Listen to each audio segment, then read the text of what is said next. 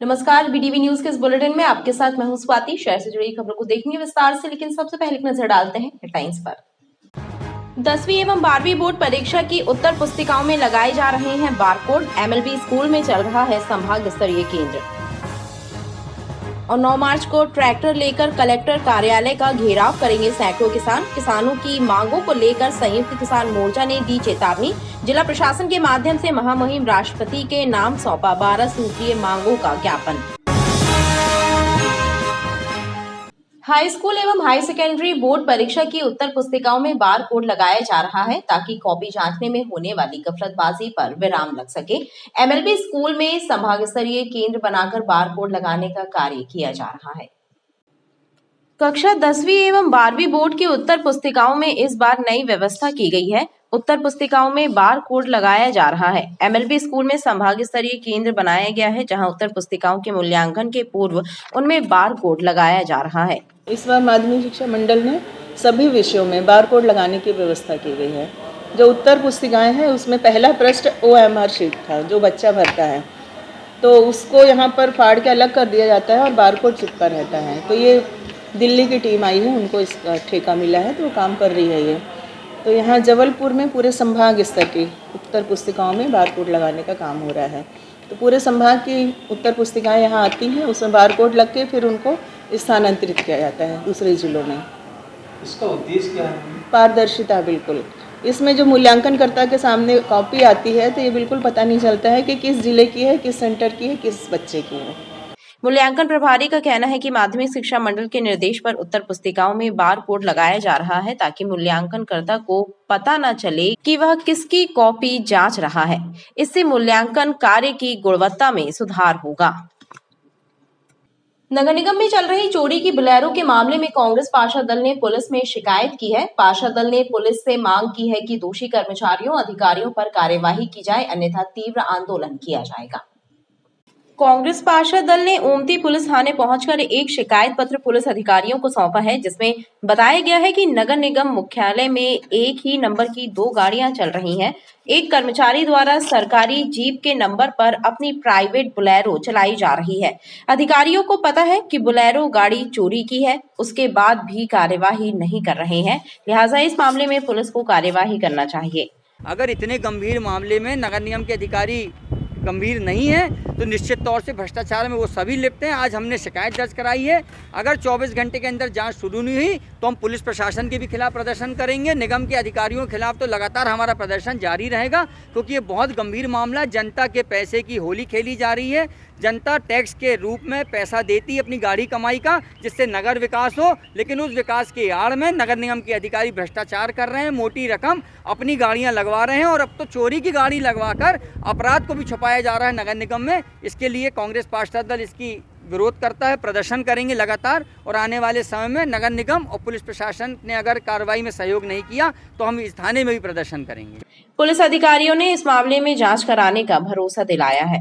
कांग्रेस पार्षद दल द्वारा एक ज्ञापन सौंपा गया है, जिसमें बताया गया है कि नगर निगम में एक ही नंबर की 2 गाड़ियां चल रही हैं, जिसका नंबर है MP20FA 3763। उसकी जांच के लिए इनने आवेदन दिए हैं और उचित कार्रवाई करने के लिए इसमें जांच कराई जाकर वैधानिक कार्रवाई की जाएगी। कांग्रेस पार्षद ने आरोप लगाया है कि नगर निगम के कुछ अधिकारी चोरी का वाहन चलाने वाले कर्मचारी को बचाने की कोशिश कर रहे हैं। नगर निगम में कर्मचारी संगठनों ने विरोध प्रदर्शन करते हुए एक पत्र महापौर जगत बहादुर सिंह अन्नू को सौंपा है, जिसमें मांग की गई है कि कर्मचारी नेता पर उपयंत्री द्वारा दर्ज कराई गई FIR को वापस कराया जाए, अथवा कर्मचारी नेता की तरफ से भी उपयंत्री के खिलाफ FIR दर्ज कराई जाए, अन्यथा काम बंद हड़ताल की जाएगी।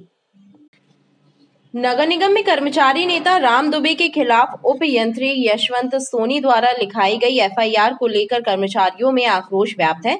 आक्रोशित कर्मचारियों ने विरोध प्रदर्शन करते हुए महापौर जगत बहादुर सिंह अन्नू को एक पत्र सौंपा है, जिसमें मांग की गई है कि मामले की जांच कराई जाए।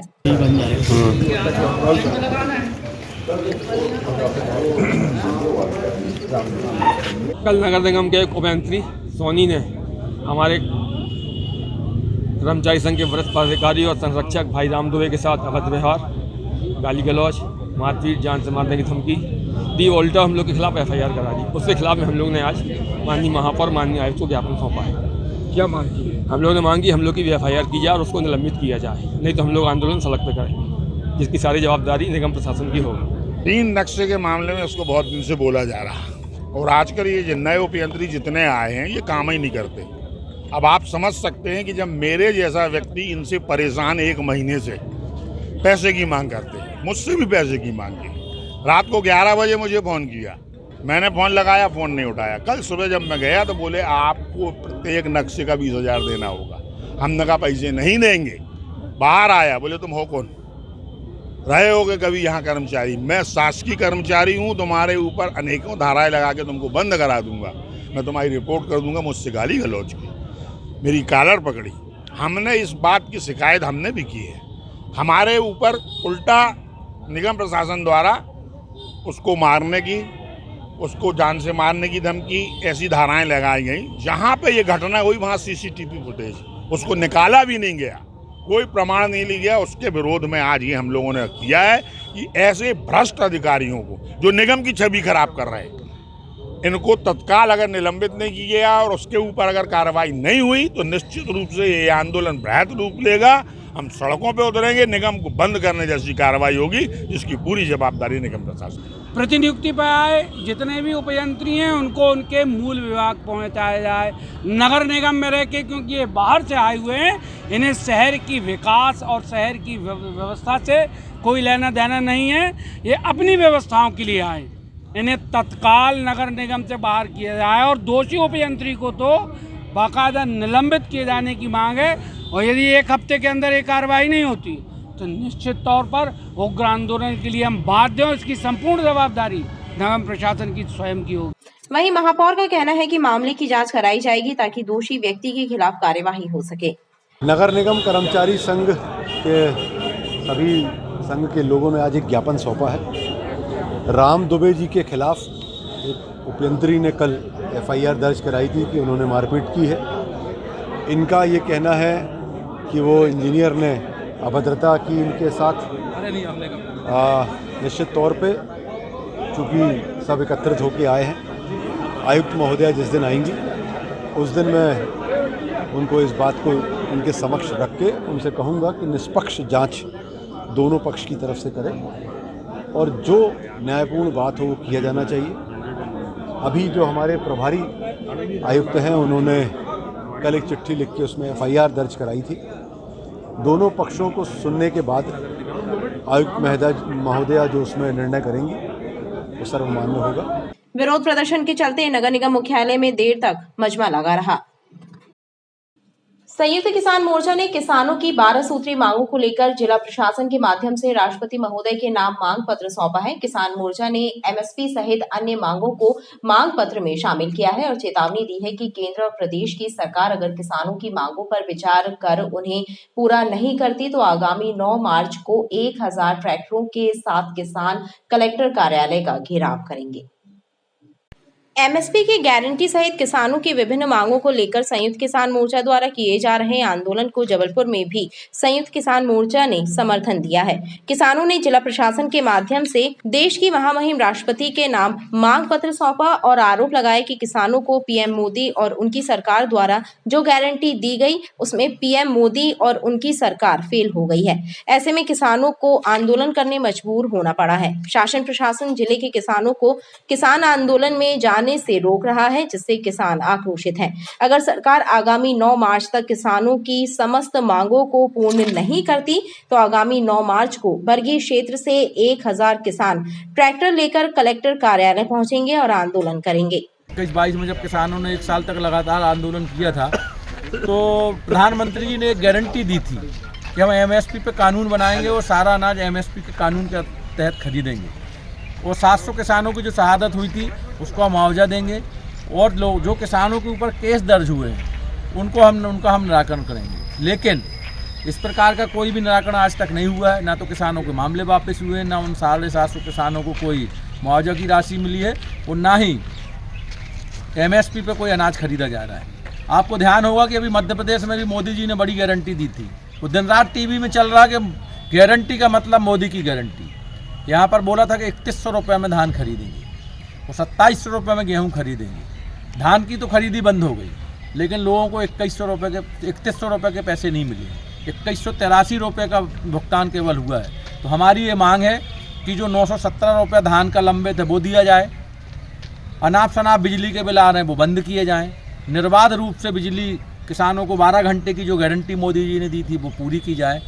किसानों ने गेहूं के समर्थन मूल्य को लेकर सरकार द्वारा किए गए वायदे को भी पूरा नहीं करने का आरोप लगाया है और तहसील कार्यालय बरगी में मांग पत्र सौंपा है। मध्य प्रदेश पूर्व क्षेत्र विद्युत वितरण कंपनी आगामी 4 मार्च को लाइनमैन दिवस मनाने जा रही है। इस अवसर पर विद्युत विभाग में कार्यरत लाइन स्टाफ को उत्कृष्ट कार्य के लिए कंपनी द्वारा सम्मानित किया जाएगा। शहर वृत्त के अंतर्गत विजयनगर डिवीजन में लाइनमैन दिवस के मुख्य कार्यक्रम का आयोजन होगा। मध्य प्रदेश पूर्व क्षेत्र विद्युत वितरण कंपनी आगामी 4 मार्च को लाइनमैन दिवस मनाने जा रही है। इस अवसर पर पूर्व क्षेत्र विद्युत वितरण कंपनी में कार्यरत लाइन स्टाफ को उनके उत्कृष्ट कार्यों के लिए सम्मानित करने के साथ ही कर्तव्य निष्ठा की शपथ दिलाई जाएगी। शहर संभाग के अधीक्षण अभियंता इंजीनियर संजय अरोरा ने जानकारी देते हुए बताया कि लाइनमैन दिवस के अवसर पर जबलपुर क्षेत्र के मुख्य अभियंता KL वर्मा और मुख्य अभियंता प्रवर्तक GD वासनिक बतौर अतिथि कार्यक्रम में शामिल होंगे और लाइन स्टाफ को पुरस्कृत करेंगे। साथ ही कार्यक्रम में कंपनी के प्रबंध संचालक के संदेश का वाचन होगा। मुझे बताते हुए बहुत हर्ष हो रहा है कि पूर्व क्षेत्र विद्युत वितरण कंपनी 4 मार्च 2024 को लाइनमैन दिवस के रूप में मनाने जा रही है। इसमें जो हमारे लाइन स्टाफ हैं, भले वो रेगुलर हैं या कॉन्ट्रैक्ट पे हैं या इवन आउटसोर्स्ड एम्प्लॉयज़ हैं, इनको सम्मानित किए जाने के लिए निर्देश दिए गए हैं और प्रत्येक संभाग से एक व्यक्ति को उत्कृष्टता के लिए पुरस्कृत किया जाएगा। किस तरह से इसमें जो आप लोगों का चयन होगा, किस आधार पर होगा, क्या कैटेगरी होगी उसके लिए? इसमें चयन के लिए जो बेस्ट वर्कर एक डिवीज़न, जैसे हमारे हेड होते हैं, यूनिट होते हैं डिवीज़न, तो उसमें एक लाइन स्टाफ को चुना गया और इसमें हम लोग जबलपुर शहर में इसको प्रमुखता से विजयनगर में बना रहे हैं और विजयनगर में शहर के समस्त लाइन स्टाफ उस दिन होंगे और साथ साथ हमने माननीय उपभोक्ताओं को, आउटसोर्स एम्प्लॉयज़ को और प्रिंट मीडिया के इलेक्ट्रॉनिक मीडिया में प्रिंट मीडिया के साथियों को भी निमंत्रण हम दे रहे हैं इस आपके माध्यम से। और साथ में मैं ये भी बताना चाहता हूँ कि वहाँ पर एक वेदर अरेंजमेंट किया गया जिसमें सभी लाइन स्टाफ को उत्कृष्टता पुरस्कार के साथ साथ बाद में भोजन की व्यवस्था भी की गई है। इस प्रोग्राम में लास्टली ये और इम्पोर्टेंट है जोड़ना कि उसमें हमारे माननीय प्रबंध संचालक महोदय का संदेश का वाचन किया जाएगा। लाइनमैन दिवस पर सम्मानित किए जाने वाले लाइन स्टाफ में विद्युत विभाग के नियमित संविदा और आउटसोर्स कर्मचारी भी शामिल हैं। किसानों के खेतों में अवशेष के तौर पर निकलने वाली पराली का उपयोग विद्युत उत्पादन में आसानी से किया जा सकता है। इससे न सिर्फ प्रदूषण को कम किया जा सकता है बल्कि इससे किसानों को अतिरिक्त आय भी होगी। इस संबंध में किसानों को जागरूक करने के लिए जबलपुर में समर्थ मिशन के तहत एक सेमिनार का आयोजन हुआ। खेतों से निकलने वाली पराली के उपयोग से किसान विद्युत उत्पादन करके न सिर्फ अपनी आय को बढ़ा सकते हैं बल्कि पराली जलाने से होने वाले प्रदूषण को कम करने में भी अहम भूमिका निभा सकते हैं। पराली के उपयोग से किसानों को क्या फायदा हो सकता है, इस विषय को लेकर भारत सरकार के मिशन समर्थ के तहत होटल कल्चुरी में एक सेमिनार आयोजित हुआ। इस सेमिनार में जबलपुर सहित आसपास के जिलों के किसान बड़ी संख्या में शामिल हुए। विशेषज्ञों ने पराली के उपयोग से विद्युत उत्पादन के पहलुओं और किसानों को होने वाली अतिरिक्त आय के संबंध में विस्तार से सेमिनार में अपने वक्तव्य दिए। यह कार्यक्रम जो किया जा रहा है यह समर्थ मिशन के सहयोग से कार्यक्रम किया जा रहा है जो भारत सरकार के अंदर है और इस कार्यक्रम का मुख्य उद्देश्य है कि किसान जो पराली जलाते हैं खेतों में, जो कि अवशेष बचता है उनकी फसल काटने के बाद में, उस पराली को वो खेतों में न जलाएं जो कि एक मुख्य कारण होता है प्रदूषण फैलाने का, और उस पराली का उपयोग करके विद्युत बनाई जाए, वो विद्युत उत्पादन किया जाए। जब वो पराली किसान विद्युत उत्पादन के लिए देगा तो उसको फसल के साथ साथ एक अतिरिक्त आय मिलेगी, जो भारत सरकार का, प्रधानमंत्री मोदी जी का ये उद्देश्य है कि हमारे देश के किसान संपन्न बने, उनकी आय दुगनी हो। तो उनकी आय दुगनी होने में ये जो पराली वो देंगे पैलेट बनाने के लिए, वो एक अतिरिक्त इनकम का सोर्स बनेगा उनके लिए। इससे हमारे देश का किसान सुखी, संपन्न और स्वस्थ बनेगा, खुली सांस ले पाएगा शुद्ध हवा में सांस ले पाएगा। इस कार्यक्रम का मुख्य उद्देश्य यही है। सेमिनार का उद्देश्य किसानों को जागरूक करना था ताकि खेतों से पराली के रूप में निकलने वाले अवशेष का उपयोग किसान विद्युत उत्पादन के लिए करें और अपनी आय के स्रोत को भी बढ़ा सकें। जिले में 50 और 100 रुपए कीमत के स्टैम्प पेपरों की कमी से लोगों को परेशानी का सामना करना पड़ रहा है। आमतौर पर उपयोग होने वाले इन स्टैम्प पेपरों की कमी से न सिर्फ खरीदार बल्कि स्टैम्प वेंडर भी परेशान है। जिले में इन दिनों 50 और 100 रुपए के साथ ही उससे कम कीमतों के स्टैम्प पेपरों की कमी बनी हुई है। आमतौर पर उपयोग होने वाले स्टैम्प पेपरों की कमी से न सिर्फ आवेदक परेशान है बल्कि स्टैम्प वेंडरों को भी परेशानी का सामना करना पड़ रहा है। ऐसे में लोगों के कामकाज भी प्रभावित हो रहे हैं। स्टैम्प न मिलने से लोगों को दिक्कतों का सामना करना पड़ रहा है। कलेक्ट्रेट बार एसोसिएशन ने स्टैम्प न मिलने की शिकायत कलेक्टर से की है और स्टैम्प वेंडरों को 50 और 100 रुपए के स्टैम्प पेपर उपलब्ध कराने की मांग की है। स्टाम्प के अभाव में आए दिन आवेदक गण परेशान हो रहे हैं, जिनकी इस पीड़ा को सुनने के लिए कोई तैयार नहीं है।